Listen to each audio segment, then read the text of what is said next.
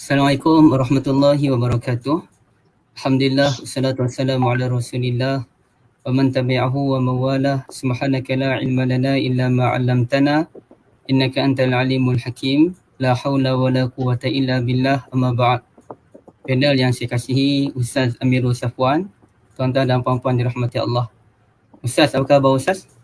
Alhamdulillah, sihat Ustaz. Alhamdulillah. Alhamdulillah. Rasa begitu gembira dapat bertemu dengan Ustaz malam ni, walaupun di dalam talian begini je Ustaz. Rasanya kita dah tak bertemu dalam 2 tahun kot Ustaz ya? Allah Akbar. Kurang lebih Ustaz, 2 tahun. 2 tahun lebih. Kali terakhir kita sembang di Surau Karangkraf, Alhamdulillah, pada hari Jumaat.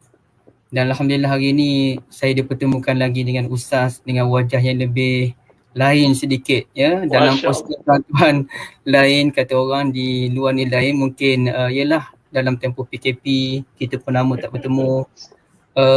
Jadi tuan-tuan dan puan-puan sekalian, Alhamdulillah hari ini saya rasa gembira Ustaz pun sudi menerima jemputan untuk membahaskan satu topik berkaitan dengan kisah-kisah wali Allah yang diragui.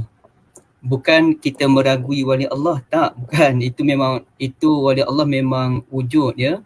Dalam Al-Quran, dalam hadis, semuanya menyatakan kewujudan awliya Allah, iaitu penolong-penolong agama Allah. Dan ulama keseluruhannya sepakat menyatakan wujudnya wali Allah, dan boleh dikatakan kesemua mereka menerima wujudnya karamah-karamah, cerita-cerita tauladan mereka ya. Sehingga kan ramailah ulama yang menulis karya berkaitan dengan wali-wali Allah dan ulama-ulama Rabbani.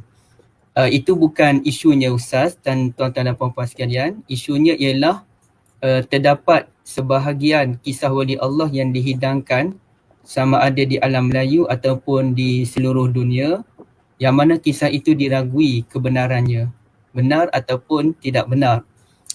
Dalam status Facebook saya hari ini, saya ada kongsikan bagaimana seorang yang dianggap wali Allah tapi bacaan Al-Qurannya tidak betul. Jadi di situ saya menimbulkan satu persoalan. Adakah seseorang yang tidak mampu membaca Al-Quran dengan baik, tidak dapat membaca Al-Quran dengan bertajwid, boleh sampai ke tahap wali Allah? Sedangkan wali Allah ni dia mesti menyempurnakan yang fardu dan yang sunat. Dan apabila kita sebut yang fardu, yang sunat merangkumi solat, dan solat itu memerlukan bacaan Al-Quran yang baik ya. Jadi kalaulah orang yang baca Al-Quran dalam keadaan tunggang langgang boleh dianggap wali Allah, maknanya orang lain pun boleh mendakwa dirinya wali Allah. Dan sudah terbentuk satu satu stigma dalam pemikiran kita ni, sebahagian kita Ustaz, tuan-tuan dan puan-puan, orang yang ganjil-ganjil, yang kelihatan kurang siuman, itu dianggap wali Allah. Saya masih ingat ada orang yang tidak berpakaian di satu tempat di Malaysia lah. Orang tidak berpakaian, yang mana dia dalam keadaan kurang siuman. Jadi orang kata jangan kata apa-apa pada pakcik tu, mungkin dia wali Allah. Tapi kita tak pernah pun sebut kepada orang yang berpakaian kemas, orang yang mungkin kerja di pejabat, orang yang berpakai jaket sebagai contoh, kot. Tak ada pun orang kata mungkin dia wali Allah. Tapi yang berpakaian selekeh itu ada kemungkinan dia wali Allah. Itu yang pelik lah. Malam ini saya hanya mengambil satu topik dalam buku saya berkaitan dengan seseorang yang didakwa sahabat Nabi, Sa'labah bin Abdul Rahman, yang ceritanya ada kaitanlah dengan kisah-kisah wali ini. Dan saya mengambil lebih kurang dalam 15 minit. Kemudiannya saya serahkan pada Ustaz Amirul Safwan sebagai tamu untuk memanjangkan perbincangan dalam 30 minit. Kemudiannya insya-Allah kita akan lihat sesi soal jawab. Tuan-tuan dan puan-puan, sila respon di ruangan chat yang ada. Tuan-tuan dan puan-puan dapat ikuti atau tidak majlis kami. Sekiranya suara saya dan Ustaz ada masalah, tolong maklumkan ya. Dan sekiranya ada soalan, silakan ajukan di ruangan komen. InsyaAllah kita akan cuba memberikan perhatian yang sepenuhnya insya-Allah. Baik, tuan-tuan dan puan-puan, kisah sahabat Nabi yang bernama Sa'labah ni setahu saya lah Ustaz ya. Tuan Sulaiman kasih selalu hadir. Setahu saya Sa'labah ni ada 2 orang ya, ada 2 orang. Satu Sa'labah bin apa Ustaz, saya lupa dah, yang dikaitkan dengan zakat tu. Bin Hatib ke apa? Rabi' Bin Rabi' ya. Baik. Satu Sa'labah yang dikaitkan dengan kisah dahulunya dia miskin, kemudiannya jadi kaya dan dia enggan membayar zakat. Ahlan tuan-tuan dan puan-puan yang hadir, Ustaz Fadlullah hadir, terima kasih banyak. Akhi Asri, terima kasih banyak ya semua. Dan Sa'labah yang kedua ialah Sa'labah bin Abdul Rahman. Yang ni mungkin sebahagian kita biasa dengar dan sebahagian kita jarang-jarang mendengar nama Sa'labah bin Abdul Rahman. Kisah Sa'labah bin Abdul Rahman ni, tuan-tuan dan puan-puan sekalian, ini ceritanya panjang. Saya dah baca tadi untuk meringkaskan cerita ini. Selebihnya tuan-tuan dan puan-puan kena cari Google lah. Ahlan Ustaz Azlan ya. Tuan-tuan cari Google, namanya Sa'labah bin Abdul Rahman. Ini saya cuba ringkaskan cerita ya. Satu hari Sa'labah bin Abdul Rahman ni telah diminta oleh Nabi SAW untuk menguruskan satu hajat. Dan ketika beliau dalam perjalanan menguruskan hajat Nabi SAW, beliau telah melalui rumah seorang lelaki Ansar.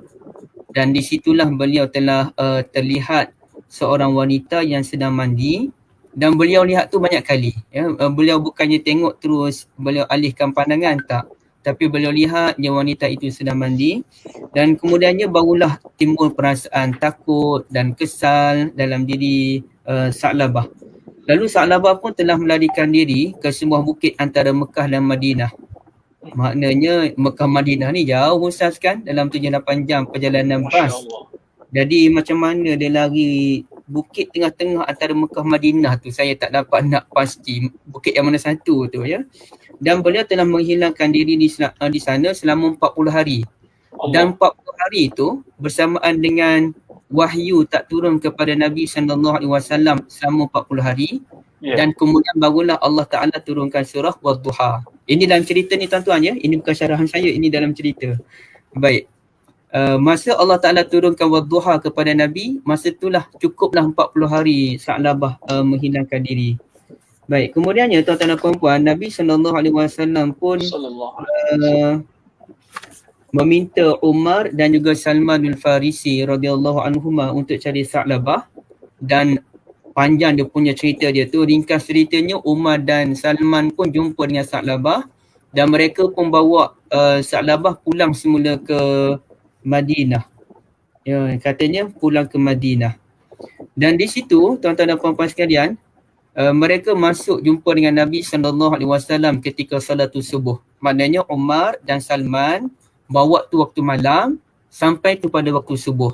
Masa Nabi tengah menjadi imam. Selesai Nabi solat, Nabi pun jumpa dengan Sa'labah. Nabi pun tanya, kenapa kamu melarikan diri daripada saya, wahai Sa'labah? Kata Sa'labah, kerana dosa yang saya lakukan.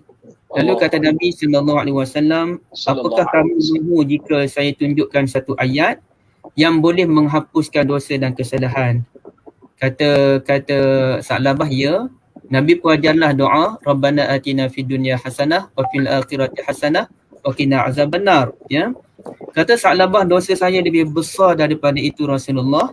Kemudian Rasulullah minta dia pulang ke rumah. Beliau pulang selama 8 hari. Hari ke-8 tu Salman pun datang jumpa Rasulullah memaklumkan bahawasanya Sa'labah dah gering ataupun nazak. Lalu Rasulullah pun pergi jumpa dengan Sa'labah. Rasulullah tanya khabar dia. Dia kata dia dalam keadaan sakit. Lalu Rasulullah tanya, apa yang kamu mahukan Sa'labah? Kata Sa'labah, keampunan daripada Allah Azza wa Jal. Lalu masa tu Jibril alaihi salam turun kepada Nabi SAW dan Jibril maklumkan, sesungguhnya Tuhanmu kirim salam dan berkata, sekiranya hamba ini, yakni Sa'labah, datang bertemu dengan aku dengan dosa yang memenuhi bumi, aku akan berjumpanya dengan keampunan yang memenuhi bumi juga. Lalu Nabi SAW pun sampaikan maklumat itu kepada Sa'labah dan kemudiannya Sa'labah meninggal. Semasa hari pengebumian, Ustaz, tuan-tuan dan puan-puan sekalian, Rasulullah datang untuk proses pengebumian Sa'labah tu. Rasulullah berjalan macam orang penuh. Rasulullah berjalan tu macam sesak. Padahal tak ada orang pun kiri kanan Rasulullah. Ada tapi bukanlah dalam keadaan bersesak-sesak. Jadi Rasulullah berjalan tu macam dalam keadaan bersesak-sesak. Lalu orang pun tanya Rasulullah, Rasulullah pun sebut, demi Allah yang mengutuskan saya tidak mampu untuk meletakkan kaki ke tanah disebabkan sayap malaikat yang ingin menaungi Sa'labah. Ini ceritanya Ustaz. Kisah Sa'labah yang telah melihat seorang wanita Ansar mandi, kemudian beliau menyesal, kemudian beliau bertaubat, melarikan diri selama 40 tahun. Kemudian beliau balik jumpa Rasulullah. 8 hari kemudian beliau meninggal, ya. Jadi pertamanya tuan-tuan dan puan-puan sekalian, sebagaimana biasa, kita nak tengok dulu apa sumber rujukan cerita ni. Itu yang penting, apa benda pun sumber, ya. Apa benda pun sumber. Yang pertama, kisah ini ada disebutkan oleh Abu Nu'aim Al-Asbahani, masyhur, ya, dalam kitab Hilyatul Awliya dan juga Ma'rifatus Sahabah. Yang kedua ada disebutkan oleh Abu Bakar Muhammad bin Ja'far bin Sahal Asy-Syabiri ataupun dikenali sebagai Al-Kharaiti. Al-Kharaiti dalam kitab Ightilalil Qulub. Kemudian ada dinyatakan oleh An-Naisaburi, Abu Abdurrahman As-Sulami An-Naisaburi dalam kitab Tabaqatus Sufiyah. Kemudian disebutkan oleh As-Suyuti di dalam kitab Al-Lali Al-Masnu'ah. Jadi tuan-tuan dan puan-puan sekalian, daripada 4 kitab ini, kita berikan perhatian kepada 2 kitab, yakni kitab Abu Nu'aim Al-Asbahani, Hilyatul Awliya ataupun Ma'rifatus Sahabah. Ini boleh dianggap kitab yang bercampur antara maklumat yang sahih dengan dhaif. Dia bercampur baur, ya. Lebih baik kalau kita nak tahu tentang sahabat, mungkin kita boleh rujuk kitab karya Al-Hafiz Ibn Hajar. Apa namanya Ustaz, ya? Saya lupa dah berkaitan sahabat. Al-Isabah fi Tamyiz Sahabah. Jazakumullah khairan Ustaz.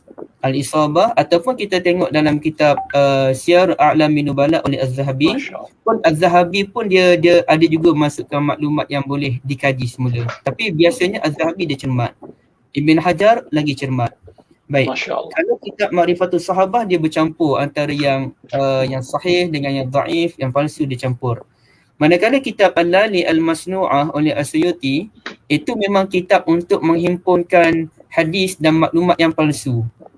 Jadi kalau ada orang kata kisah ni ada disebutkan oleh As-Suyuti, memang betul disebutkan oleh Suyuti. Tapi Suyuti masukkan kisah ini dalam kitab yang menghimpunkan maklumat-maklumat palsu.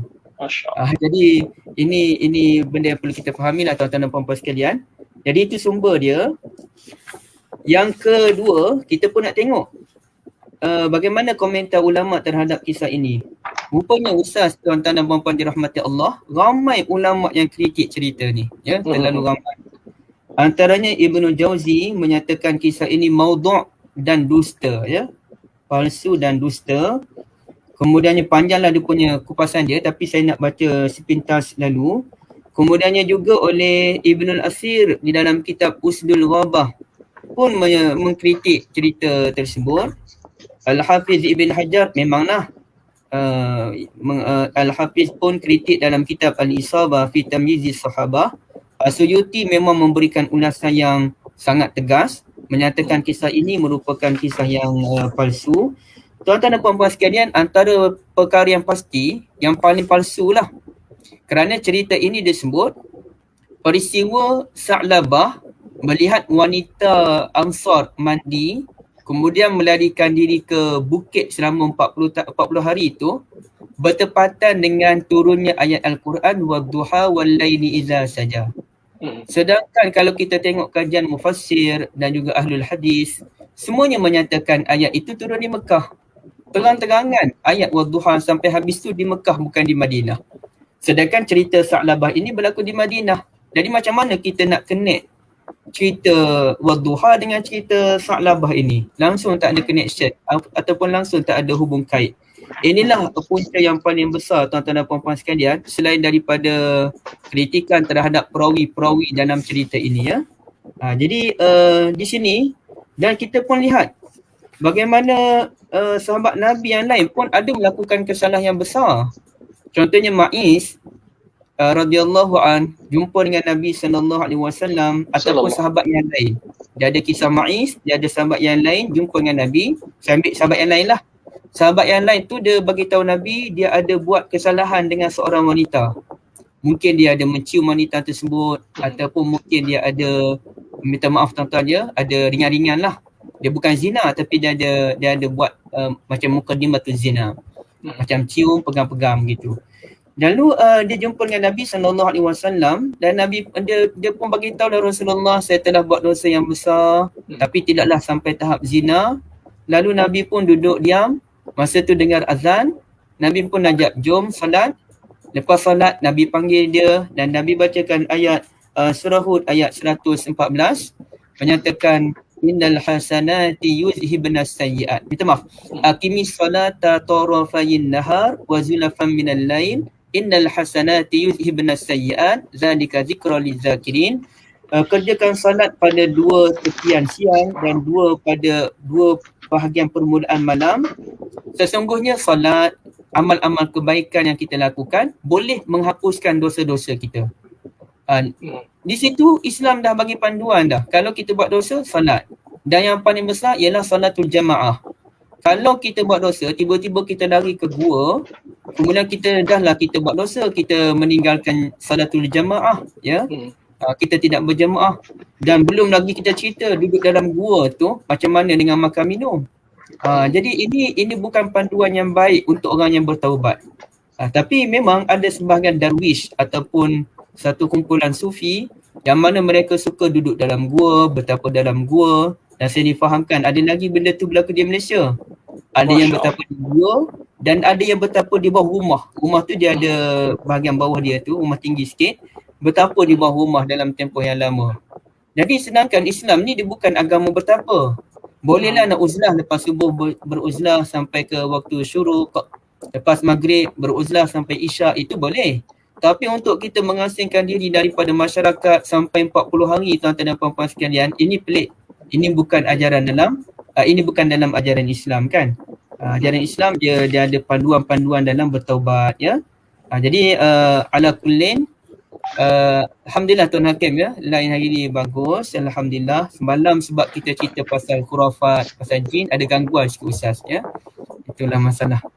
Baik, jadi ala kullin, kesimpulannya tuan-tuan dan puan-puan dirahmati Allah, kisah Sa'labah bin Abdul Rahman yang telah melarikan diri selama 40 tahun kerana takut dosa yang dilakukan ialah kisah yang palsu dan dikritik oleh sekian ramai ulama.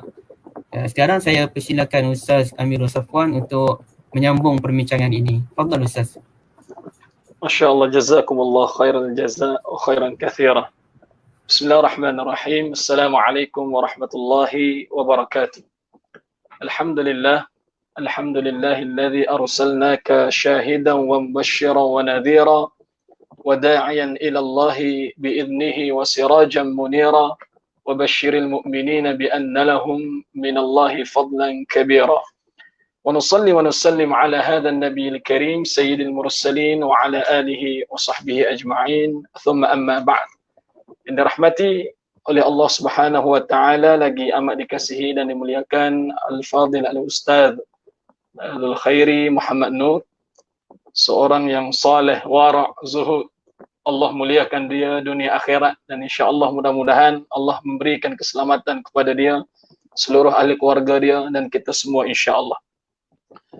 Sebagai satu penghormatan dan kemuliaan yang saya rasa pada malam ini di atas pertemuan yang begitu baik, dan saya mengharapkan keberkatan di sisi Allah walaupun tidak secara mubasyarah, tetapi Allah memberi keizinan untuk bertemu sekali lagi.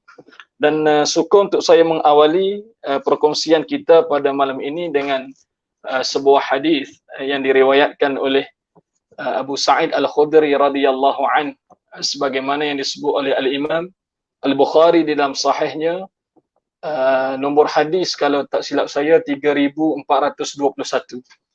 yang mana Nabi yang mulia sallallahu alaihi wasallam bersabda, la tasubbu ashabi, la tasubbu ashabi, jangan sesekali kamu merendahkan, mencela, memberi fitnah ataupun menyatakan sesuatu yang tidak baik kepada sahabat aku.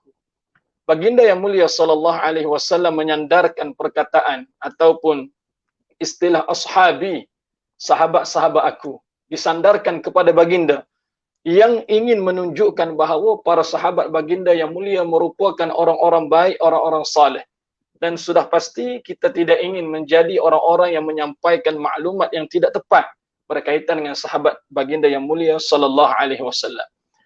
Lalu baginda sallallahu alaihi wasallam menyambung sabda baginda tersebut, "Falau anna ahadakum anfaqa mithla Uhudin dhahaban ma balagha mudda ahadihim wala nasifah."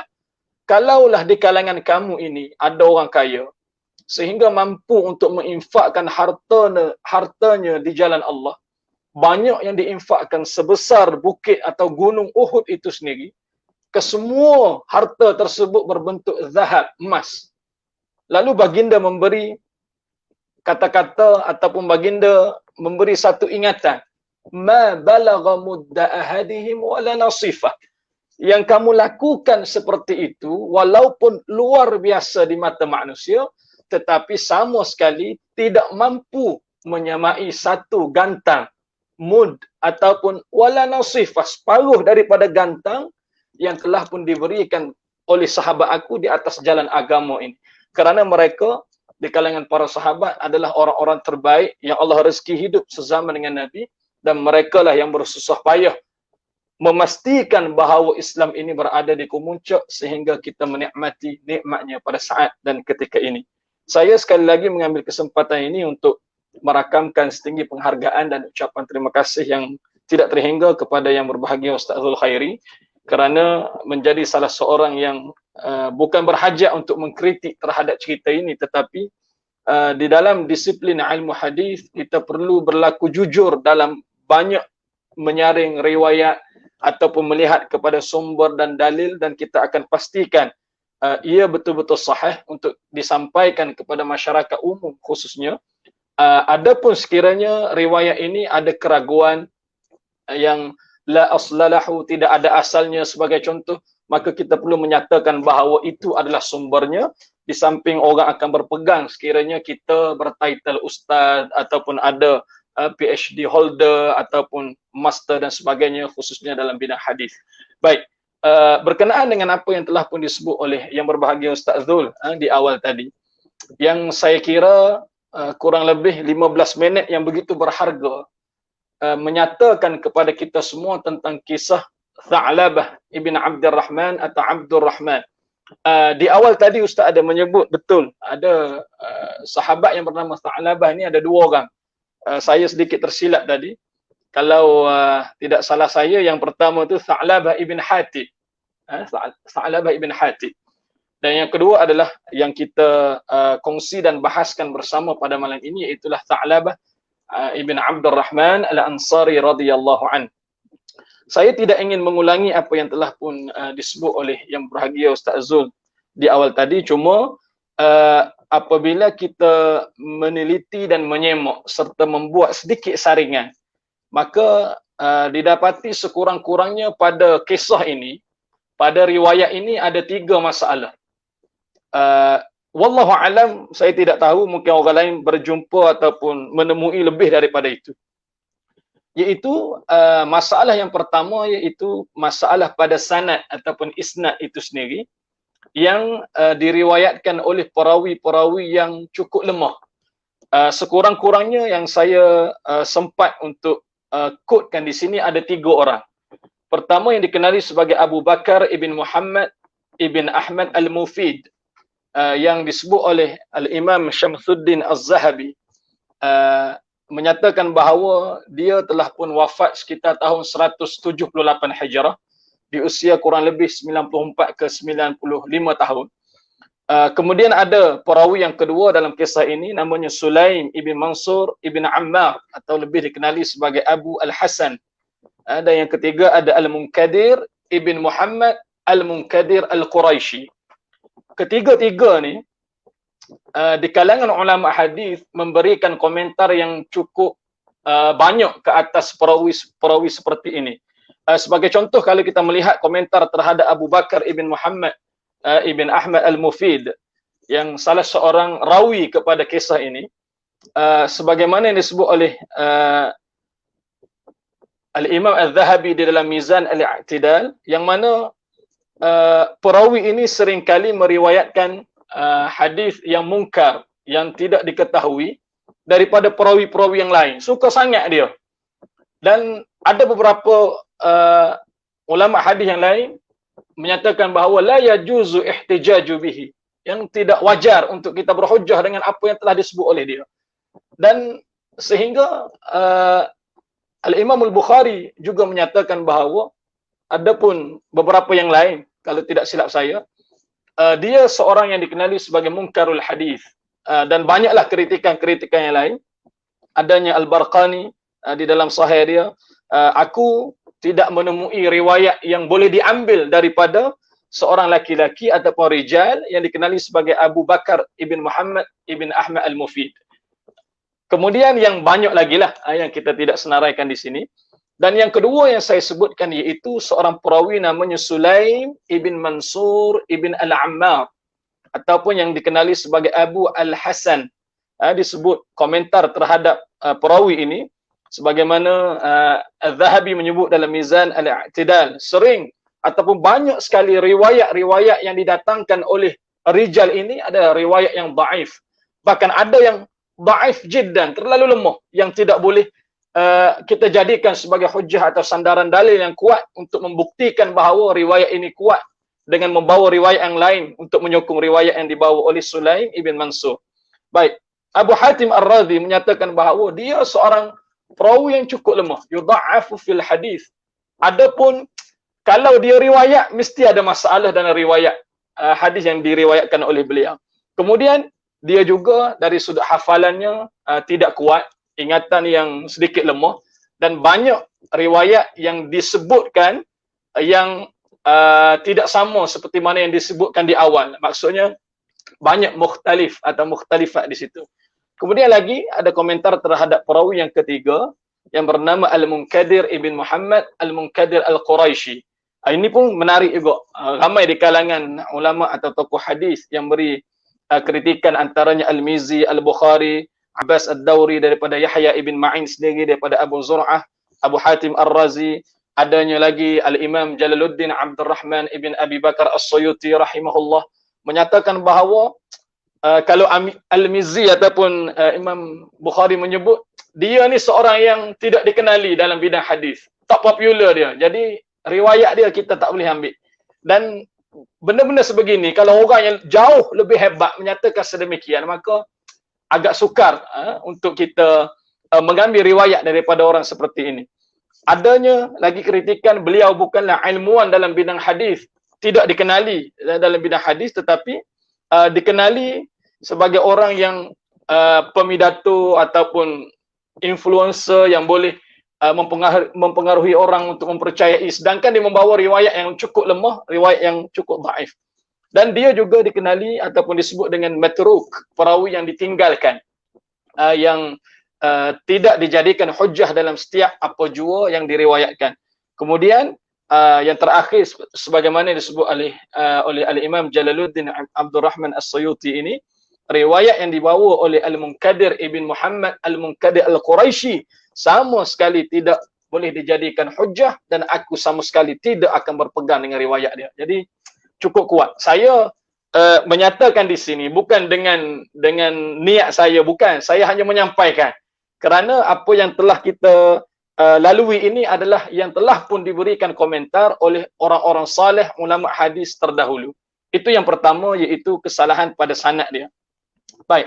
Yang kedua, dia ada masalah ataupun kesalahan pada matan yang merujuk kepada kekeliruan jalan cerita yang kita dengar, sebagaimana yang Ustaz Zul sebut tadi, yang mana dia merujuk juga kepada penurunan ataupun yang menjadi asbabun nuzul kepada 3 ayat yang pertama dalam surah Ad-Duha itu sendiri.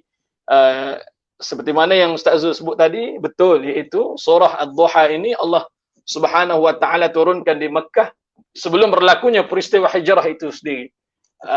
Kemudian cerita ini pula berlaku di Madinah sewaktu Nabi yang mulia sallallahu alaihi wasallam bersama para sahabat yang lain yang telah pun beriman berada ataupun memang duduk di Madinatul Munawwarah. Dan kalau tidak silap saya lah, dalam kita bercerita tentang kisah Tha'labah ibn Abdul Rahman, ada keadaan masyarakat Arab dulu, mereka menjadikan padang pasir ini sebagai tempat untuk mereka membersihkan diri. Jadi ada dua jenis tempat. Tempat yang pertama adalah tempat yang dikhususkan untuk orang laki-laki, yang mana didirikan, kalau kita macam bilik air lah, bilik air atau bilik mandi, yang kita qada hajat di situ, mungkin kita bersihkan diri kita dan sebagainya. Bagi orang laki-laki didirikan dengan pelepah tamar yang tidak ada bumbung, ataupun yang tidak ada alas di bahagian atas, dan dibuat tempat mandi ataupun tempat kita membersihkan diri itu setara dengan kepala. Jadi orang nampak, bila orang lalu tu orang nampak ada orang di situ. Jadi orang akan lebih orang kata lebih sopan dan sebagainya. Bagi orang perempuan pula, mereka agak jauh dan mereka dirikan ataupun buat dalam keadaan keseluruhan berbentuk bangunan ataupun tertutup lah, tertutup. Mungkinlah seperti kalau di atas belakang unta ada tempat duduk yang disebut dengan haudaj, ataupun tempat yang orang-orang wanita duduk di dalam tu, yang di bawah ataupun di luar itu orang laki-laki yang tolong usung, angkat dan sebagainya.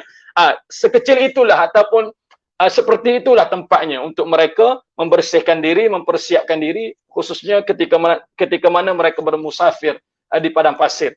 Kerana waktu itu adalah waktu yang siapa pun, boleh jadi kita pada waktu itu akan menggunakan khidmat yang sama, fasiliti yang sama, dan ada sebahagian di kalangan orang yang sedikit kaya, mereka akan lakukan ataupun buat tempat toilet ataupun tandah mereka itu sendiri. Maksudnya orang lebih kaya, mereka lebih mampulah daripada mereka saling untuk berkongsi dan sebagainya. Baik, itu yang kedua, masalah padamatan yang bercanggah dengan kisah ini. Sebagaimana yang disebut oleh Al-Imam Jalaluddin Abdul Rahman ibn Abi Bakar As-Suyuti dalam Lubabun Nuqul fi Sahih Asbabun Nuzul, ataupun ada di kalangan ulama mutaakhirin, Fadilatul Syekh Muqbil ibn Hadi Al-Wadi'i di dalam Sahihul Musnad fi Asbabin Nuzul. Maksudnya memang kalau kita melihat kepada riwayat atau kisah yang sahih kepada Asbabun Nuzul ini tak kena dengan apa yang kita nampak ataupun kita baca dalam kisah Sa'labah ibn Abdurrahman. Dan sama sekali kecacatan seperti ini tidak boleh kita jadikan sebagai hujah dan tidak ada maaf dalam ilmu hadis. Dan yang ketiga, di sini juga disebut di awal-awal perbincangan tadi, Ustaz Zul menyatakan ada di kalangan sahabat yang mubham, yang tidak dikenali, la ya'rifu bihi, tidak tahu siapa dia. Disebut sahabat ini ada namanya Dafafah ataupun Zafafah ataupun Zufafah. Tiga nama, tiga jenis, ataupun tiga panggilan merujuk kepada seorang individu sahaja. Dafafah, Zafafah, Zufafah. Ketiga-tiga ini merujuk kepada hanya seorang sahaja. Panggilan yang berlainan, nama yang berbeza, tetapi orangnya sama, iaitu seorang saja.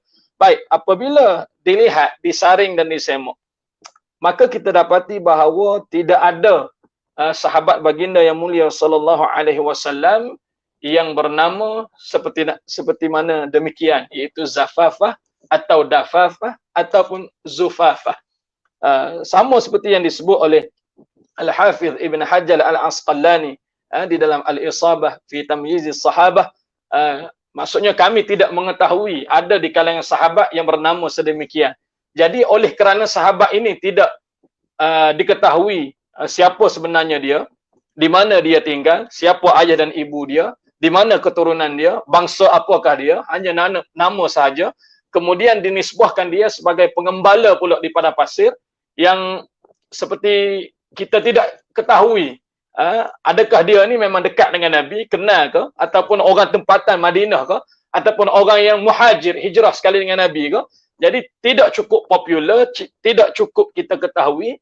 Bahkan tidak ada riwayat-riwayat lain pula yang bercerita tentang laki-laki yang bernama seperti yang kita sebutkan di awal tadi. Jadi bila saya secara peribadi melihat kepada kisah Abdul Rahman ataupun anak kepada Abdul Rahman ini yang bernama Sa'labah, maka di situ ada komentar-komentar yang cukup banyak di kalangan tokoh ilmuwan ilmu hadis, kerana mereka lebih berhati-hati ataupun berjaga-jaga dalam menyampaikan satu riwayat. Sebagai penghujung sedikit, bukan bermaksud bila komentar ini diberi sedemikian, kita ingin menidakkan kalaulah perkara ini benar-benar berlaku ataupun kalaulah benda ini betul-betul terjadi. Baginda sallallahu alaihi wasallam bagaimana digambarkan keadaan baginda yang menunaikan jenazah ke atas si mati, kemudian baginda berjalan dalam keadaan penuh bersesak-sesak, sedangkan sahabat melihat tidak ada pun orang yang ramai di situ. Kemudian baginda menyampaikan bahawa aku melihat para malaikat berebut-rebut untuk datang menziarahi dan memberi salam terakhir kepada si mati ini dengan sebab sikap dia takut pada neraka dan sebagainya.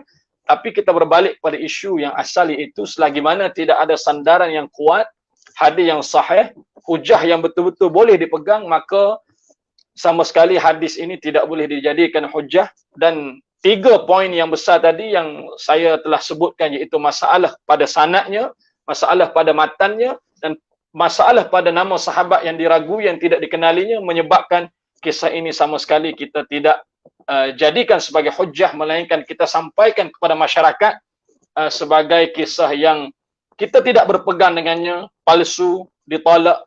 Dan mudah-mudahan apabila ada usaha seperti ini, pemurnian seperti ini menyebabkan kita akan lebih berjaga-jaga dan berhati-hati dalam menyampaikan sesuatu riwayat. Jadi saya rasa mungkin insya-Allah ada beberapa perkara yang jauh lebih dalam atau lebih dakik yang boleh kita lihat dalam kisah seperti ini atau kisah-kisah yang lain. Dan untuk akhirnya sebagai orang kata memberi ulasan ataupun komentar terhadap kisah ini, ketika para ulama hadis yang besar namanya, sebagai contoh Yahya ibn Ma'in, adanya Ad-Darul Qutni, adanya Abu Hatim Ar-Razi, adanya Al-Mizi, adanya Al-Imam Syamsuddin Al-Zahabi, adanya banyak perawi-perawi yang jauh lebih hebat daripada itu. Maka kalaulah mereka bersepakat untuk menyatakan bahawa kisah ini, perawi ini, jalan ceritanya banyak masalah, maka siapa kita untuk menyatakan tak boleh, kokok mana pun aku nak terima juga. Siapa kita untuk menyatakan sedemikian? Kerana mereka telah pun melalui jalan ini dengan penuh onak dan liku untuk menyampaikan hadis sahih kepada kita, dan sama-sama kita bersyukur kehadrat Allah kerana Allah Ta'ala telah memberikan nikmat kepada kita seperti ini. Sekali lagi, terima kasih yang tidak terhingga, dan saya serahkan semula kepada Ustaz Zul untuk perbincangan atau perkongsian yang lebih lanjut. Wallahu a'lam. Silakan Ustaz. Terima kasih ya Ustaz kerana sudi untuk memberikan poin-poin tambahan yang begitu baik. Semoga Allah Ta'ala berikan keberkatan pada Ustaz dan juga sahabat insya-Allah.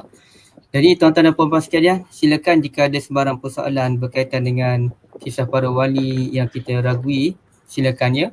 Tapi sementara menunggu soalan itu ada, Ustaz, mungkin saya boleh tambah sedikit, dan mungkin Ustaz pun ada pengalaman membaca kisah para wali yang diragui ini. Ustaz pun mungkin ada perkongsian. Dulu Ustaz saya baca cerita tentang Zunnun Al-Misri, ya. Zunnun Al-Misri ini kita pun kenal lah beliau sebagai seorang ulama sufi kelahiran Mesir yang begitu hebat. Tapi yang menariknya cerita tentang perjalanan taubat beliau. Tapi saya tidaklah ingat satu-satu ya. Yang mana beliau pergi ke gua, dan dalam gua tu beliau berjumpa dengan beberapa orang ya. Antara orang yang ditemui oleh Zunnun Al-Misri ialah orang yang dia memotong kakinya sendiri. Lalu ditanyakan kenapa saudara potong kaki sendiri. Katanya kaki ni enggan untuk, kaki ini degil untuk melangkah ke tempat maksiat. Sebagai balasan, saya potong kaki saya sendiri. Baik. Kemudian beliau teruskan lagi kembara sufi itu, beliau jumpa dengan orang yang menggantung diri dia pula. Tapi bukan gantung mati ni tak tahulah gantung macam mana. Lalu beliau tanyakan, kenapa kamu gantungkan diri sendiri? Kata dia, badan saya ni degil untuk beribadah kepada Allah. Sebagai hukumannya saya gantung diri saya sendiri. Lalu adalah 2-3 orang yang ditemui oleh Zunnun Al-Misri, dan itu benda yang sangat pelik Ustaz ya, tuan-tuan dan puan-puan sekalian. Adakah itu cara bertaubat yang dianjurkan oleh Nabi SAW dan juga oleh dalam Al-Quran? Adakah begitu? Rasanya jauh lah ya. Yang Nabi ajar ialah taubatan nasuha ni bukan dengan cara kita mencederakan diri sendiri. Itu bersalahan dengan ayatul Quran. Wala taqtulu anfusakum. Jangan kamu membunuh ataupun mencederakan diri sendiri. Betul. Wala Masya-Allah. tulqu biaidikum ila tahlukati wa ahsinu, ya. Jangan campakkan diri ke dalam kebinasaan, berlaku baiklah. Baik. Satu contoh. Contoh yang kedua Ustaz, ini pun ada disebutkan dalam satu kitab yang terkenal dalam bidang kesufian, iaitu kitab Risalah Al-Qushairiyah. Orang yang kaji tentang sufi ni dah tahulah kewujudan kitab Risalatul Qushairiyah, kitab Hikam oleh Ibn Athaillah As-Sakandari dan sebagainya, yang mana diceritakan soal at-tawakkal ala Allah. Tawakal pada Allah ni ceritanya ialah ada seorang tu dia tekad apa benda pun dia nak minta tolong dengan Allah Azza wa Jal. Satu ketika Ustaz dalam perjalanan dia telah terjatuh dalam perigi. Betul tak Ustaz? Di negara Arab ni dia banyak perigi buta. Betul. Okey, terima kasih Ustaz. Terutama dulu-dululah, sekarang mungkin tak sangat ke Ustaz kan? Oh, betul. Banyak perigi. Insya-Allah. Okey, terima kasih Ustaz. Banyak perigi buta, bukanlah perigi yang dalam-dalam macam kita ni kan. Lalu dia ni terjatuh dalam perigi tersebut. Bila dia jatuh, dia pun tak tahu nak naik macam mana. Tiba-tiba dia dengar ada suara orang sembang di atas. Lalu dia pun bercadang untuk menjerit, meminta pertolongan daripada orang yang berada di atas. Tapi baru dia teringat, kalau saya minta tolong dengan orang di atas, di mana hakikat at-tawakkul tadi? Tawakal tu berada di mana? Lalu dia pun cancel, tak jadi minta tolong sebab yang pentingnya tawakal kepada Allah, biar Allah yang tolong. Akhirnya adalah, saya pun tak ingat Ustaz cerita tu, tapi ada binatang, rasanya tikus, singa ke macam mana, datang tolong dia. Dia pun boleh dah naik ke atas hasil bantuan daripada haiwan tadi. Jadi ini satu cerita yang pelik. Paling kurang ada dua benda yang pelik Ustaz. Satu, adakah tawakal pada Allah ni bermaksud kita tak boleh minta tolong dengan orang lain dalam keadaan terdesak? Contohnya kalau kita naik motosikal, kita jatuh, orang datang tolong, kita kata tak apalah, saya nak tunggu Allah je tolong. Adakah begitu? Yang keduanya, kalau betul dia nak tawakal kepada Allah, kenapa dia menerima bantuan daripada haiwan secara aneh tadi? Itu bukan tawakal pada Allah. Kalau tawakal pada Allah, tiba-tiba dia melayang naik ke atas. Maknanya Allah yang angkat dia. Sekarang ni dia pun tawakal kepada haiwan kalau begitu. Jadi inilah antara koleksi cerita pelik yang saya temui Ustaz. Ustaz ada ke? Boleh Ustaz kongsikan? Tuan-tuan dan puan-puan silakan. Ustaz, betul apa yang Ustaz sebut tadi. Pelik tetapi diterima kisah tersebut khususnya dalam masyarakat kita. Saya memberi satu kredit yang cukup baik kepada masyarakat kita kerana kalau dulu yang penting kisah itu popular walaupun tidak sahih maka diterima. Adapun kalau kisah itu sahih tapi tidak diterima, tidak didendangkan, tak boleh pakai kerana tak popular. Kadang-kadang kita meletakkan populariti itu mengatasi kesahihan. Ini satu benda yang sepatutnya tidak ada dalam pengajian ilmu hadis, yang kita perlu santuni, selami dan kita perlu menjiwai sebenarnya. Kerana ada juga kepada mungkinlah sebahagian dalam kalangan kita, dikala kita sedang berkongsi tentang kisah Sa'labah ibn Abdul Rahman ini, boleh jadi di kalangan kita ada ini kali pertama dia dengar sahabat namanya Tha'labah. Ataupun yang kedua dia mendengar kisah seperti itu. Sehingga lari ke satu bukit, kemudian duduk di situ selama 40 hari. Jadi di situ pula tidak timbul cerita duduk 40 hari ni macam mana, dia minta tolong dengan siapa, makan macam mana dia, hujan, ribut dan sebagainya. Orang tidak melihat kepada situasi kehidupan ataupun hakikat yang dilalui dalam konteks 40 hari tu. Tapi orang melihat hebatnya jalan cerita tu. Seumpama kalau kita tengok cerita selain daripada cerita kita Ustaz, Hindustan ke Korea ke sekarang macam-macam kan, orang boleh menangis menjiwai watak sehingga dia duduk dalam cerita tu. Padahal dia tak faham pun kenapa dia mampu untuk meletakkan dirinya dalam tu. Baik, dalam ilmu hadis, kenapa kita tidak letakkan diri kita dalam cerita tu seperti itu? Macam mana kita boleh terima dari sudut konsep tawakal yang Ustaz sebut tadi? Sedangkan yang istilah ataupun cara bertaubat banyak Allah Subhanahu Wa Taala sebut di dalam Al-Quran. Khususnya kalau ayat yang sangat popular yang dibaca di masjid di surau, iaitu surah daripada ayat daripada surah Az-Zumar ayat 53 kan. Qul ya ibadiyalladzina asrafu ala anfusihim la taqnatu min rahmatillah innallaha yaghfiruz dzunuba jami'a ila akhiril ayat. katakanlah wahai Muhammad kepada hamba-hambaku yang telah pun putus asa pada diri mereka sendiri. Putus asa, give up, jatuh dah tak boleh nak bangun, tak ada dah orang boleh tolong. La taqnatu min rahmatillah. Allah bagi solusi. Jangan kamu putus asa dengan rahmat Allah. Maksudnya di situ Allah memberikan satu jalan keluar. Cuma kadang-kadang kita tak nampak jalan keluar tu. Innallaha yaghfiruz dzunuba jami'a. Allah lah Tuhan yang memberi keampunan terhadap dosa-dosa kesilapan yang kita lakukan. Waktu kita belajar dulu Ustaz, ada alhamdulillah Allah bagi rezeki kita duduk dalam majlis ilmu ni. Ada seorang syekh tu yang saya lupa namanya, tetapi dia buta sebelah mata. Dia ni di antara orang yang sangat dihormati, khususnya di Jordan dengan sebab keilmuan dia.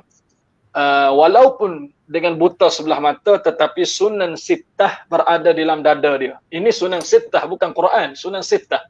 Quran tu kita tak boleh cerita dah. 10 qiraat semua ada dalam dada dia dah. Jadi apa yang seringkali menjadi amalan dia setelah waktu asar, dia akan duduk menyandar di satu tiang. Akan ada seorang maula ke kita panggil, ataupun bukanlah orang suruhan tetapi orang yang khidmat kepada dia, yang membacakan hadis daripada Al-Bukhari, daripada Muslim, Abu Daud, Tirmizi dan sebagainya. Baca satu dua hadis, kemudian dia akan cerita. Yang kita lihat mula-mula Ustaz, cara dia bercerita tu rupanya kita tengok bukan ramai pun duduk depan dia. Tak ada orang pun, melainkan dia dengan anak murid dia yang baca. Itu sahaja, tidak ada orang. Tetapi cara dia syarah itu seumpama seluruh orang mendengar apa yang dia syarah. Subhanallah. Sehinggalah satu ketika apabila seorang imam yang bertugas di tempat itu pada hari Jumaat kalau tidak silap saya, waktu tu dekat-dekat dengan Jumaat, tapi belum azan lah. Khatib atau imam datang nak bertugas dan sebagainya. Kemudian imam tu dia ada emergency. Dan yang backup dia pula tidak ada. Tiba-tiba orang melihat kepada syekh ni buta. Dan wallahu alam, ini bukan riwayat sahih, tidak sahih. Tetapi ada orang menyatakan bahawa carilah orang lain, dia buta mata, kemudian dia nak tengok orang pun tak nampak. Kata-kata dia bukan orang dengar pun, dia pun ceramah seorang diri.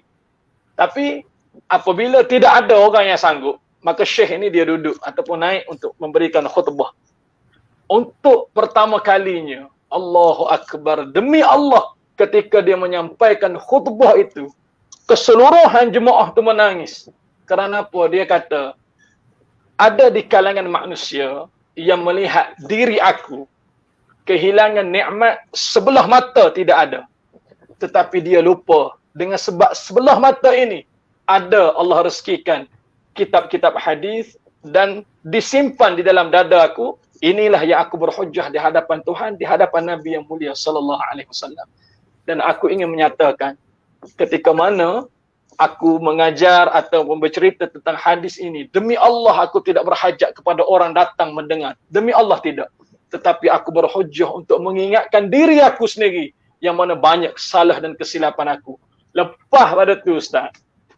Lepas daripada itu, hari yang sama waktu asar, dia bagi kuliah itu yang dengar seumpama ramainya yang datang solat Jumaat tadi. Allahu Akbar. Ini satu kemuliaan. Jadi di situ kata khadam ataupun yang khidmat kepada dia, syekh ni dia kata, dia ajar kepada aku konsep tawakal. Tawakal, meletakkan pergantungan itu kepada Allah. Tetapi syekh tidak benarkan aku tinggal pekerjaan yang aku buat. Contohnya nak bertawakal, aku sekarang ni mekanik kenderaan. Aku bekerja 4 hari je seminggu.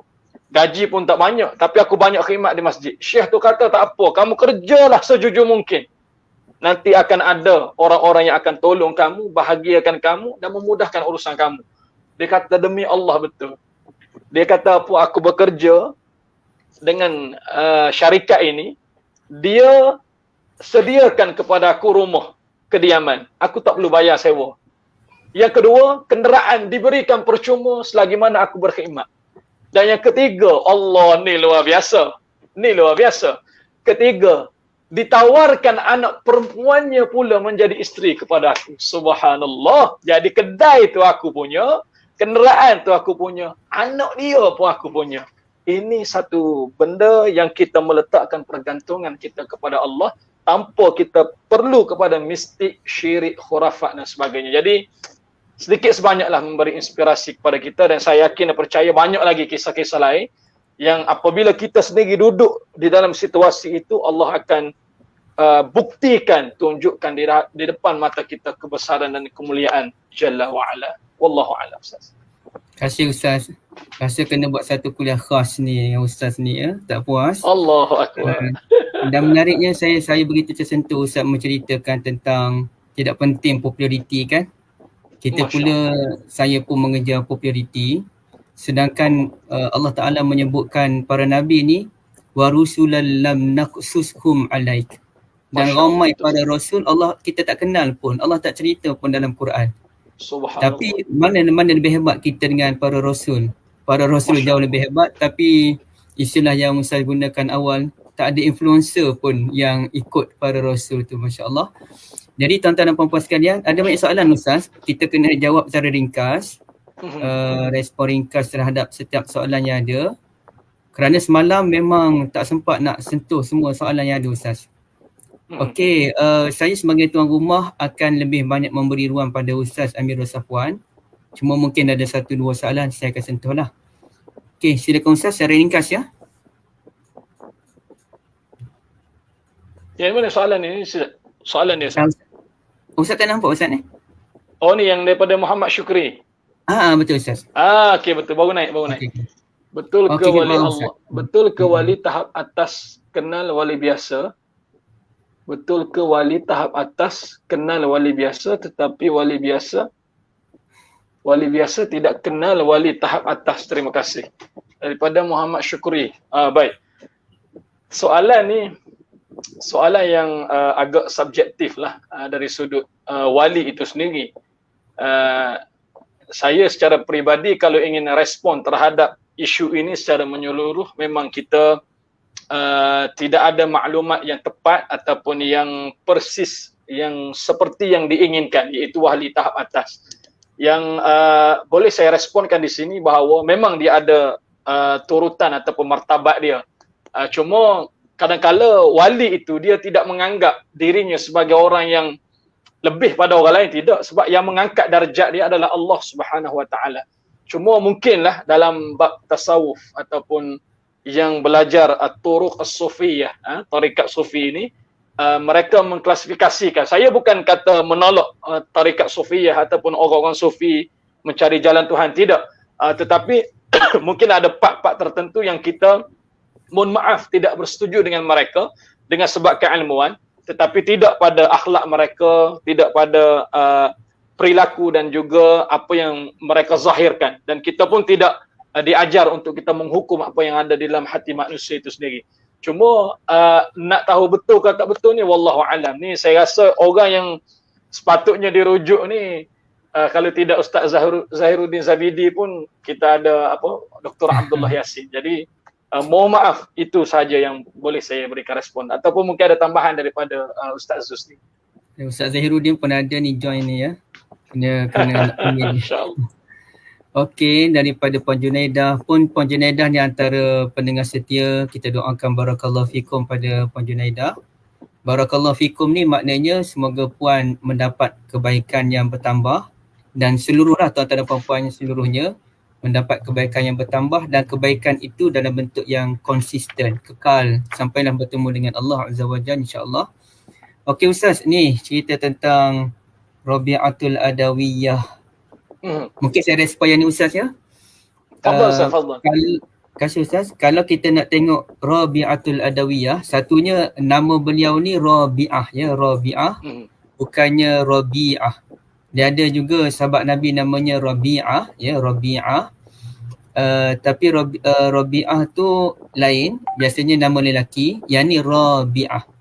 Dia orang Bani Adi, dipanggil Adawiyah. Kebanyakan cerita Rabi'atul Adawiyah ni cerita yang bohong ya.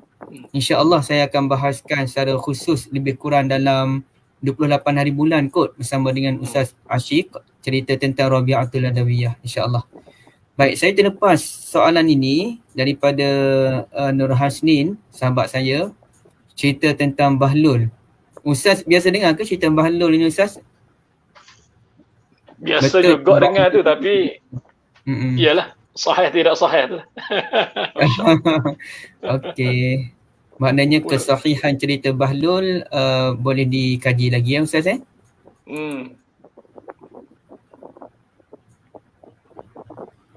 Cik Puan Hajar, Ustaz. Benarkah Puan Hajar Hidayat, benarkah wujud wali kutub dan seangkatan dengannya menjaga gunung, bumi, langit dan lain-lain? Wallahu alam. Kalau menjaga gunung ni, menjaga bukit ni, yang ada para malaikat lah. Ketika Nabi yang mulia sallallahu alaihi wasallam ditolak dakwahnya waktu Nabi berada di Taif, sehingga datang malaikat yang menjaga gunung, menjaga bukit, memberi offer atau membuat tawaran kepada Nabi kan, untuk diangkat bukit Uhud ataupun bukit ini, kemudian dihempak ke atas kepala mereka sebagai kata memberi respon terhadap keceluparan ataupun sesuatu perkataan yang tidak sepatutnya mereka ucap kepada Nabi. Fahalla wajadallahu ahadan yursiluhu siwak. Muhammad, tak ada orang lain kau Tuhan nak lantik jadi Nabi. Ataupun lebih dahsyat daripada itu, ada yang menyatakan la umazziqanna astaral Ka'bah in kana Allah qad arsalak. Muhammad, kalau betul kamu adalah Nabi, aku akan koyakkan kelambu-kelambu Ka'bah sebagai memberi protes, tak suka kamu jadi Nabi. Ayat-ayat sebegini menyebabkan hati Nabi ni rasa hibah. Nabi berlindung di bukit-bukit, ataupun Nabi berdoa kepada Allah, kepada siapakah lagi aku ingin merintih dan sebagainya. Doa yang cukup panjang, cukup Allahu Akbar, comel dari sudut rintihan Nabi itu sendiri. Jadi yang saya tahulah, wallahu alam, yang jaga gunung bukit ni para malaikat. Yang wali kutub ni wallahu alam, saya tidak tahu. Saya tidak tahu, wallahu alam. Mungkin ada dan mungkin tidak. Dan kalau ada pun masih lagi ada pertikaian, kerana kalau ada sekalipun dalam bentuk bagaimana, siapakah dia mesti ada jalan ceritanya, ada yang meriwayatkan dia, siapa yang menyokong pendalilan ataupun hujah tersebut, dan di situ kita akan boleh melihat adakah ia sahih ataupun wujud ataupun tidak. Wallahu a'lam. Sefaham saya lah Ustaz, orang yang lebih ketua para wali ialah Abu Bakar, Umar, Osman, Ali. Diorang pun tak pergi jaga langit, gunung apa tu Ustaz. Yang Abu Bakar buat, dia jaga keluarga dia jaga masyarakat dia jaga negara dia jaga perut rakyat yang kelaparan. Itulah wali, ya. Betul. Wali ni dia menjaga kalau orang yang bersungguh menjaga kebahagiaan taman dia ataupun kampung dia, itulah wali. Kenapa sibuk jaga gunung, gandang apa benda ni Ustaz kan? Ini orang panggil apa? Khayali yang wujudnya, khayali. Baik Ustaz, daripada Tuan Sulaiman yang juga antara pendengar setia kita, barakallahu fikum. Macam mana ni Ustaz? Assalamualaikum Ustaz. Contoh kisah Sa'labah ini dan kisah-kisah palsu yang lain memang sudah tersebar, terutamanya dalam bentuk cetakan. Bagaimana boleh dicetak? Bagaimana boleh dicetak walaupun ada proses semakan atau audit yang biasa? Ada ahli panel yang dinyatakan dalam bentuk tersebut. Baik, suka untuk saya sebutkan begini. Saya alhamdulillah sedikit pengalaman dalam bidang penerbitan dan editorial buku. Selalunya boleh jadi ada dua keadaan lah, iaitu yang pertama, kita di pihak editorial kita meletakkan kepercayaan yang sepenuhnya kepada penulis ataupun muallif kepada buku tersebut, yang mana itu adalah karya dia, itu adalah naskah dia, itu adalah hadiah dia yang ingin dia persembahkan kepada masyarakat, dengan sebab keterbatasan waktu untuk kita menyemak semula dan menyaring. Yang kedua, mungkin di kalangan panel itu sendiri, mohon maaf dengan izin, ada yang berlatar belakangkan tidaklah begitu menjurus ke arah menilai maklumat ataupun menyaring hadis ataupun melihat kesahihan terhadap sesuatu hujah dan dalil yang digunakan. Seperti mana yang saya sebut di awal tadi, kerana kisah-kisah yang popular ini akan lebih masyhur berbanding yang sahih. Kerana yang penting adalah popular. Sahih itu duduk nombor 2, 3 dan seterusnya. Adapun kalau kisah yang betul-betul sahih tidak popular, maka orang jarang nak dengar, orang tidak suka untuk bercerita atau berkongsi. Cuma satu respon yang baik sekarang ini, masyarakat sudah pun membuka mata mereka. Bukan bermaksud sebelum ni buta, tidak. Tetapi lebih ada inisiatif untuk kita tanya kepada orang tertentu, betul ke ni? Molek ke tak molek ni? Kalau di dalam TV pun kita tengok sekarang ini, orang kata apa ayat dia tu, kalau palsu jangan sebar kan, pastikan benar baru disebarkan. Kalaulah berita itu seperti itu, maka hadis lebih-lebih lagi. Kerana di dalam pengajian ilmu hadis dia ada kaedah dia, akhbarana, anba'ana, haddathana, tariqah an'ana, ada syawahid, ada al-mutaba'at. Jadi benda-benda sebegitu sebenarnya akan lebih teliti lagi sepatutnya. Jadi kalau pertanyaan yang boleh saya respon, bagaimana boleh dicetak walaupun ada proses semakan? Satu, boleh jadi terlepas pandang dengan sebab kita memberikan kepercayaan sepenuhnya, dengan sebab banyak lagi manuskrip lain yang perlu disaring dan sebagainya. Yang kedua, yang menyemok itu sendiri boleh jadi tidak ada kemampuan dari sudut untuk menyemok satu persatu. Dan selalunya bila datang kepada kita, minta maaf sebut dengan izin, title ustaz ataupun title ada sarjana muda yang dia ada follower tersendiri, pengikut dia, ada channel tersendiri, popular dia dikenal. Jadi kita pun bukan berlepas tangan ataupun bukan membiarkan, tetapi kita anggap bahawa dia sudah melalui proses seperti itu. Wallahu alam, saya tidak tahu penerbitan lain bagaimana, tetapi insya-Allah di hadapan ataupun akan datang sekiranya berkemampuan untuk kita semak dengan lebih. Dan ini adalah salah satu contoh yang kita telah persembahkan bagaimana usaha PTS sendiri menerbitkan buku sebegini di atas daya usaha Ustaz Zul Khairi. Kemudian ada rakan-rakan lain yang mungkin membantu, yang menjadi rujukan ataupun tim bersama yang memberikan pencerahan ini kepada kita. Wallahu a'lam. Terima kasih Ustaz. Tak pasti jangan kongsi ya. Masih banyak lagi Ustaz mesej berantai yang pening kepada kita. Betul. Masuk bulan Muharram kena minum susu lah, kerana susu ni dah jernih, dah harap 1 tahun tu jernih. Kenapa kita tak minum susu pada setiap malam kan? Jadi ini benda yang penting Ustaz. Okey, Dr. Abdul Rahman Khalid yang juga selalu hadir satu keluarga mungkin. Dr. betul, masyarakat memang rasa takut nak mempertikaikan kerana takut dikatakan lawan guru, lawan hadis, ya.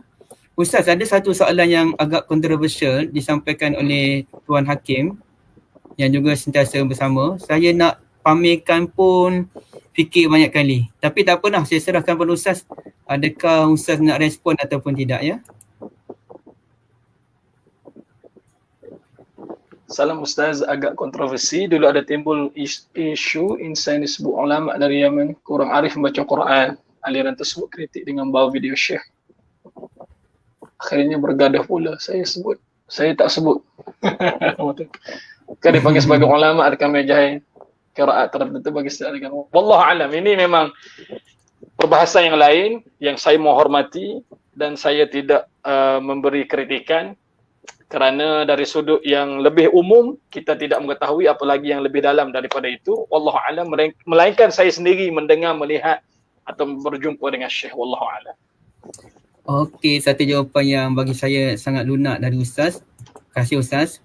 Ini respon daripada Puan Aisyarah ya. Okey, memang dari dulu lagi dah timbul keraguan dalam diri beliau. Okey, ini daripada Abang Samudra dari Indonesia Ustaz. Masya Ahlan Allah. Abang Samudra, ahlan. Bagaimana status kesahihan kisah Rabi'ah Al-Adawiyah, Umar ibn Khattab Imrani boleh membantah soalan malaikat? Dan apakah Ustaz tu guru wali Allah yang faham dan mengajarkan tauhid semasa di dunia akan mendapat soalan pertama dari malaikat di alam barzakh? Mendapat soalan pertama dari malaikat. Soalan macam mana ni? Soalan di alam kubur. Rasanya yang dia ajak tak pasti juga lah Ustaz. Ke dia berkait dengan talqin tu Ustaz? Wallahu a'lam. Yang berkenaan dengan status apa ataupun kisah Rabi'ah Al-Adawiyah tadi, insya-Allah Ustaz Zul akan respon pada tarikh yang telah disebutkan. Yang membantah soalan malaikat ni, Soalan dia boleh perincikan, ada beberapa riwayat tu yang berkaitan dengan kisah Umar ni. Dan apakah Ustaz, Tok Guru, wali Allah yang faham mengajarkan tauhid di dunia akan mendapat soalan pertama dari malaikat di alam barzakh? Wallahu a'lam. Kita sangat berterima kasih, bersyukur dan memberi sanjungan yang tinggi kepada khususnya dengan izin guru-guru pondok yang mengajar tauhid. Dan khususnya mereka mengambil daripada kitab-kitab yang lama, kitab-kitab yang kita sebut dengan kitab kuning. Bahkan sebahagian besar dalam kalangan kita pun melalui proses pembelajaran pondok dan sebagainya, di atas daya usaha mereka. Ada juga yang dibahaskan dalam seperti Bahrul Mazi ataupun di dalam kitab-kitab yang lain. Maka tidaklah pula berhajat untuk memberi kritikan, tetapi kita berbalik kepada isu yang tadi.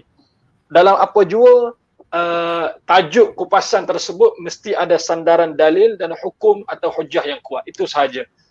Adapun sekiranya riwayat itu dibawa oleh perawi yang matruk, yang la aslalahu, tidak ada asalnya, ataupun la yajuzu biihtijaji bihi ataupun ihtijaju bihi ataupun munkarul hadis dan sebagainya, maka kita tidak boleh terima, khususnya orang-orang yang duduk dalam bidang hadis itu sendiri.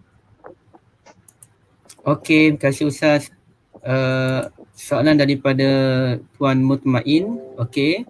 Berkaitan dengan kitab Hilyatul Awliya wa Tabaqatul Asfiya ni, dia sebenarnya satu kitab yang baik, tapi dia mengandungi maklumat yang sahih, maklumat yang dhaif, maklumat yang maudhu'. Justru ada ulama yang mencadangkan agar kitab ini hanya dibaca oleh ahli ilmu sahaja. Manakala kita yang peringkat orang awam, mungkin kita boleh membaca banyak lagi lah buku-buku lainnya ditulis oleh ulama berkaitan dengan ulama-ulama silam untuk dijadikan panduan ya. Rasanya orang Melayu pun, orang kita lah di Malaysia ni pun ada menulis kisah-kisah tentang ulama-ulama Rabbani ataupun kisah orang saleh yang boleh dijadikan panduan insya-Allah. Ustaz, soalan daripada Tuan Firdaus, bagaimana tawakal Maryam?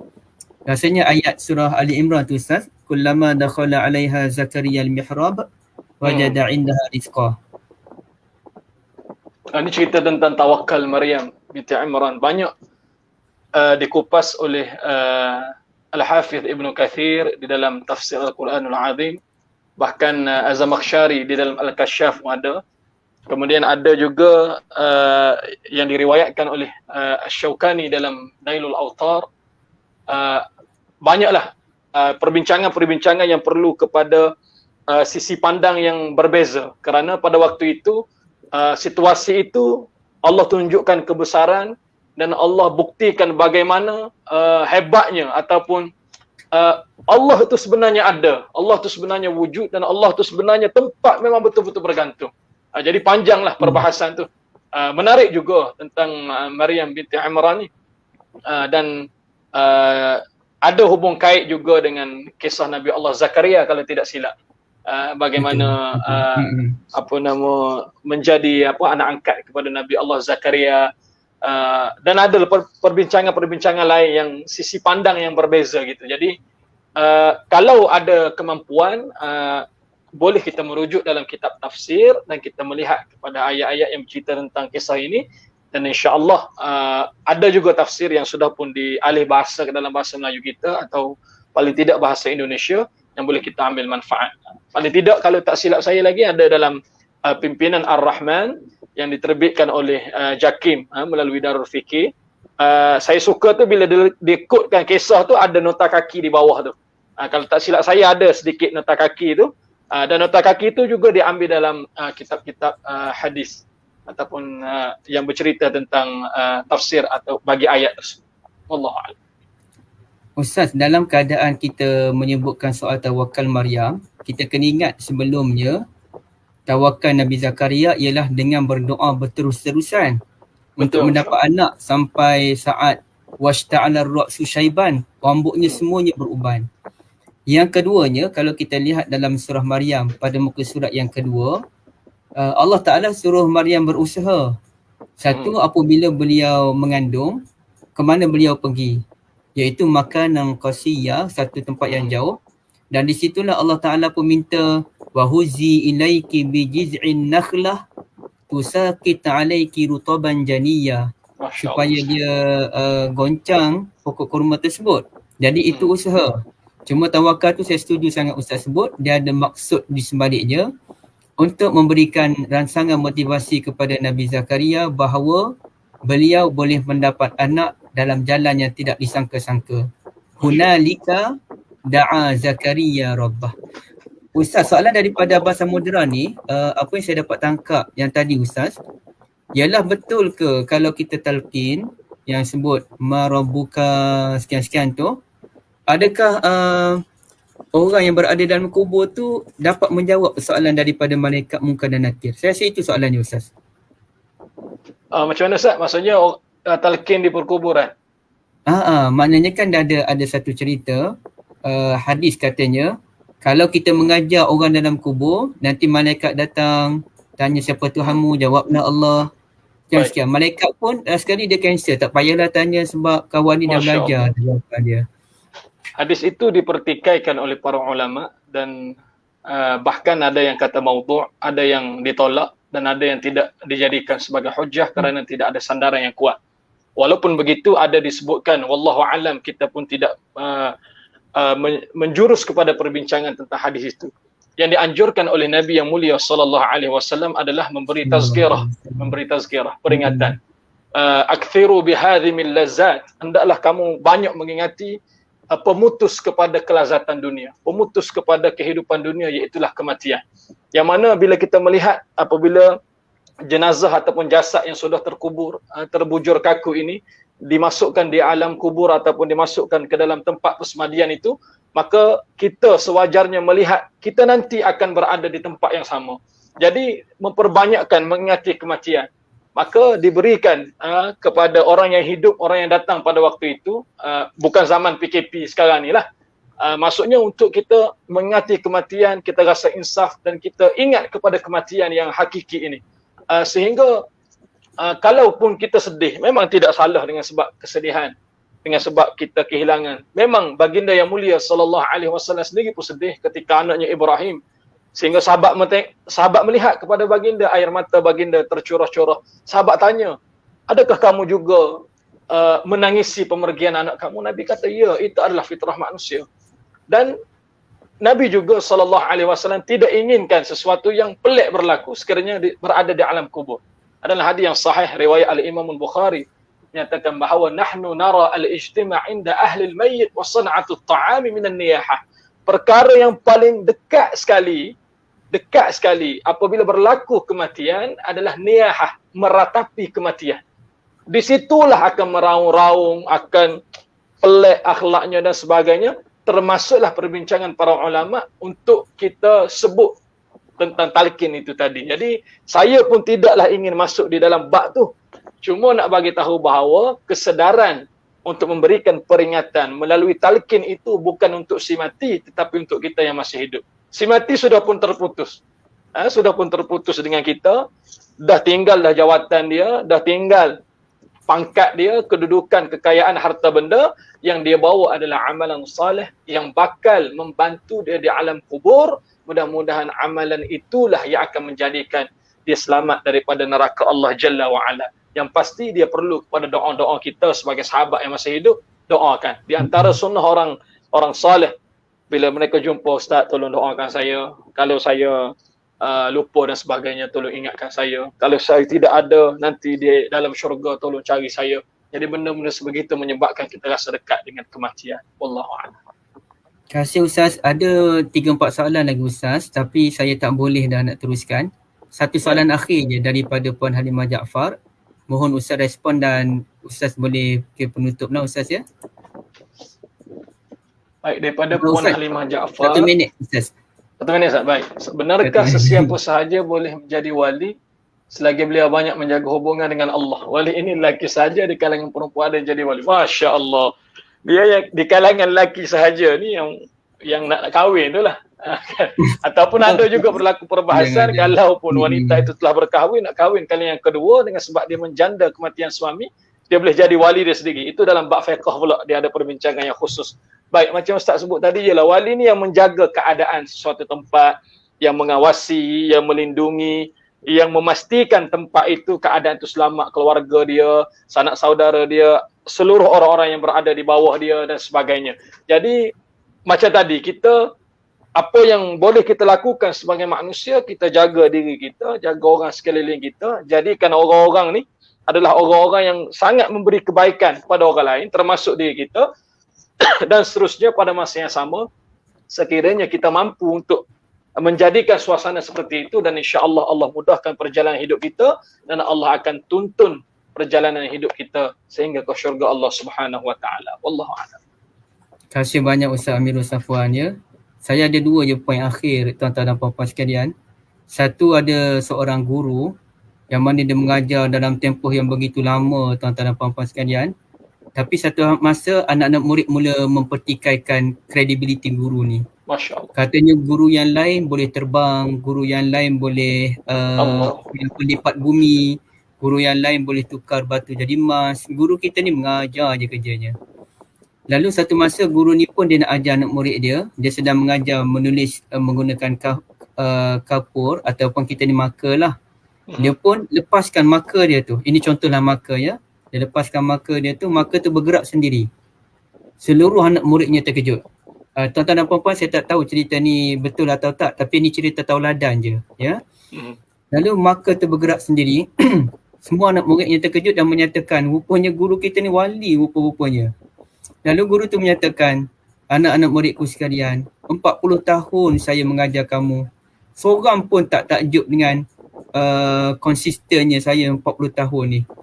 Maka ni baru bergerak dalam tempoh beberapa saat. Semua dah takjub. Jadi itu mengajar kita tuan-tuan dan puan-puan sekalian. Kita nak wali yang macam mana sebenarnya? Wali yang boleh terbang, apa yang mereka boleh buat untuk kita? Ya? Wali yang boleh lipat bumi, apa yang mereka boleh buat untuk kita? Apa kebaikan untuk kita sebenarnya? Wali yang betul ialah wali yang sifatnya pemaaf, dia menjaga kebajikan isteri, suami, anak-anak.